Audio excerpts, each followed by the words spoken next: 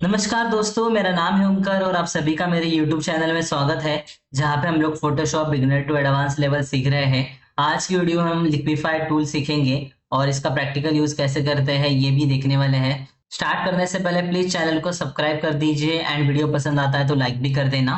Photoshop में आप check कर सकते हो कि मैंने एक मॉडल का, एक प्यारी सी मॉडल का यहाँ पे फोटो ले लिया है। और लिक्विफाई जो टूल है ये एक टाइप में फिल्टर ही है जो आपको यहाँ पे ऊपर मिल जाता है। ये मैंने बेसिक में ले लिया है क्योंकि एकदम सिंपल सा फंक्शन है ये जो हम लोग यूज करेंगे। मोस्टली ये मोबाइल में भी अवेलेबल रहता है लिक्विफाई करके फंक्शन।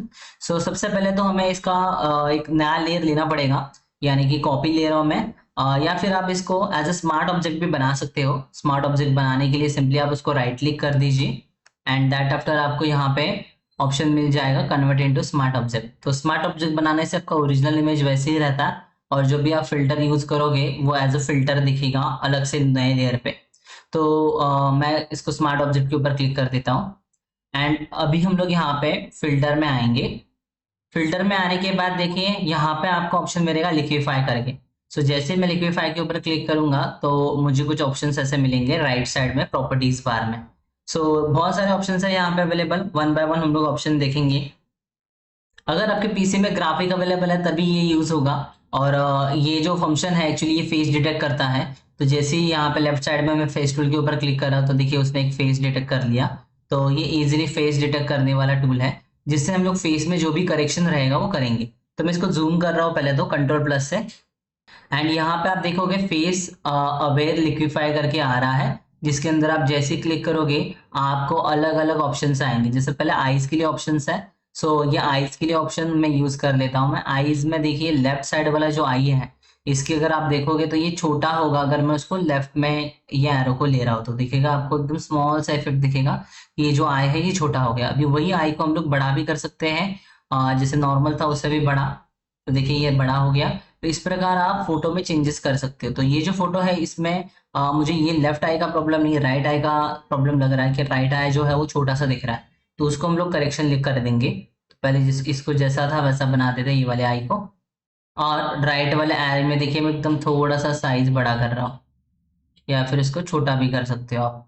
ऐसे प्रकार आप दोनों को भी एक साथ करना है तो दोनों को एक साथ करने के लिए आप यहाँ पे क्लिक कर दीजिए। तो ये पिन हो जाएगा और दोनों भी आईज एक साथ बड़े या छोटे हो सकते हैं। तो ये आई के लिए था, आई साइज के लिए। तो इसके बाद आई हाइट का ऑप्शन आता है, वो भी मैं मर्ज करके ही कर रहा हूँ। दोनों ऑप्शन को मर्ज कर रहा हूँ, लेफ्ट एंड राइट आई को। उसका देखिए हाइट यहाँ पे बढ़ रहा है, कम हो रहा है। देन विथ आता है हाइट का, देन विथ आता है इसका। तो वो भी हम लोग कम ज़्यादा कर सकते हैं। देखिए इसका वी जो है वो कम हो रहा है, ज़्यादा हो रहा है। देन आई में टिल्ट रहता है, आई में टिल्ट वाला जो फंक्शन है वो भी देखिए आप टिल्ट कर सकते हैं, यानी कि थोड़ा सा रोटेट हो रहा है, वो हल्का हल्का सा यहाँ पे रोटेट होगा। तो ये टिल्ट भी आप यूज़ कर सकते हो। और आई के बीच में जो डिस्टेंस है वो भी आप यहाँ पे देख सकते हो कि कम या ज़्यादा कर सकते हो। इस प्रकार आप यहाँ पे आई की सेटिंग्स कर सकते हो। तो मैं इसको रीसेट कर रहा हूँ। रीसेट होने के बाद जैसा था वैसा ही रहेगा। देन नोज के लिए है, नोज का अगर आपको हाइट या कम हाइट कम ज़्यादा करना है तो सिंपली नोज के ऑप्शन के ऊपर क्लिक कर देना आपको।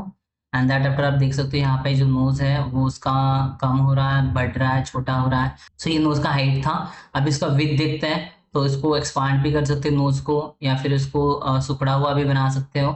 इस प्रकार नोज का विड्थ भी हम लोग कंट्रोल कर सकते हैं। माउथ में उसका स्माइल जो है वो हम लोग यहाँ पे इंक्रीज कर सकते हैं, डिक्रीज कर सकते हैं। ये अपर लिप अगर आपको अप करना है, डाउन करना है, लोअर लिप के लिए भी सेम ही है।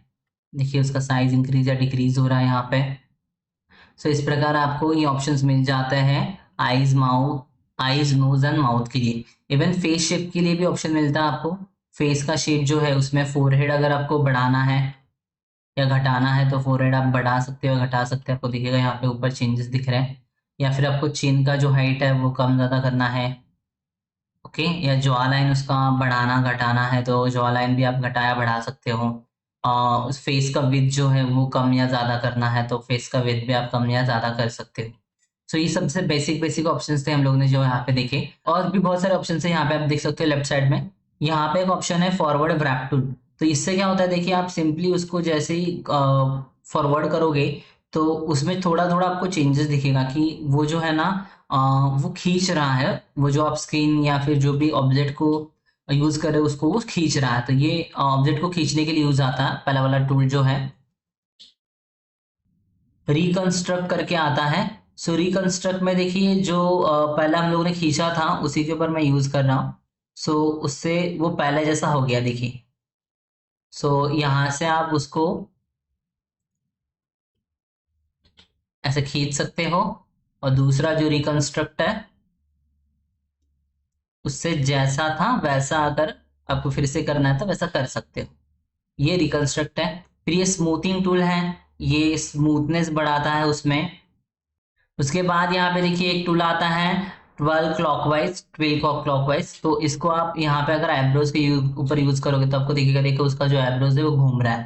तो ऐसे अगर आपको आईब्रोज कोई ऑब्जेक्ट वहां पे घुमाना है, ऐसे घुमा सकते हो आप। प्यूकर करके टूल है, इसका यूज मैं नोज के ऊपर करूंगा तो आपको दिखेगा कि नोज जो है ना वो शार्प होते जा रहा है। वैसे आप शार्प नोज यूज करने के लिए उसको कर सकते हो। या फिर उसका साइज अगर बढ़ा करके मैं यहाँ पे उसके फोरहेड पे ऊपर यूज करूंगा तो आपको दिखेगा फोरहेड जो है ना वो छोटा छोटा छोटा छोटा यूज हो रहा है। तो ये प्यूकर जो है ना वो ऑब्जेक्ट को थोड़ा स्मॉल बना देता है। तो ऑब्जेक्ट को स्मॉल बनाने के लिए प्यूकर टूल यूज कर सकते हो आप। उसके बाद आता है बोल्ट, तो ये ऑब्जेक्ट को बड़ा ही बनाता है। ये जो टूल है इसमें आपको सिंपली इसका साइज बड़ा कर रहा हूँ एंड फोरहेड जो था उसको मैं बढ़ा रहा हूँ। तो देखिए ये ऐसे धीरे धीरे धीरे जो है ऑब्जेक्ट की विड्थ बढ़ाते जाएगा। उसके बाद देखिए यहाँ पे पुश लेफ्ट टूल है। तो उससे होता क्या है कि आप ना जो ऑब्जेक्ट है उसको लेफ्ट में थोड़ा सा खींच सकते हो। अगर आपको दिखेगा तो आप ज्यादा घुमाओगे तो आपको मिलेगा ऐसा कुछ इफेक्ट मिल रहा है यहाँ पे। ये आप अगर नॉर्मल इमेज के ऊपर यूज करोगे तो अच्छा रहेगा ये पुश लेफ्ट टूल।